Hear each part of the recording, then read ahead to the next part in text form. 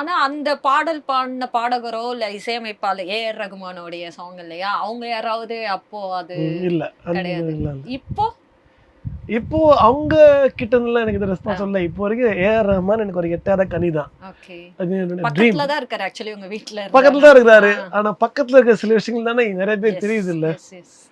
So பார்க்கலாம். அது ஒரு காலம். அதுக்கு ஒரு டைம் வச்சிருக்கோம். ஆக்சுவலி வேற யார் பேசினா உங்ககிட்ட? எனக்கு வந்து ஜிவி ரீச் பண்ணாரு, பேசினாரு. இந்த வைரல் ஆனதுக்கு அப்புறம். ஓகே. மெசேஜ் பண்ணாரு. நானும் ரொம்ப நாளா எல்லா கம்போசர்ஸ்க்கும் டச்ல தான் இருப்பேன், பேசிட்டு தான் இருப்பேன். அவர் மெசேஜ் பண்ணாரு. அண்ட் சந்தோஷ் இன்னைக்கு காலைல பேசினாரு. ஃபோன் பண்ணி சந்தோஷ் நாராயணன் பேசினாரு. பேசிட்டு அவர் ட்வீட் பண்ணாரு அதுக்காக. அவர் ட்விட்டர்ல வந்து நிறைய பேர் கேட்டாங்க. அப்போ அவரும் அந்த கவுண்டர் கொடுத்துருக்காரு. என்னோட ஃபர்ஸ்ட் பாட்டே அவர் தான் பாடினாரு அப்படின்னு. என்ன பாட்டு? வா ரூட்டு தல அட்டகத்தி. அது நான் தான் பாடினேன். ஸோ என்னோட ஃபர்ஸ்ட் சாங் அவர் தான் பாடினாரு. எனக்கு அவர் ரொம்ப க்ளோஸ் ஃப்ரெண்டுங்க நம்ம எல்லாம்.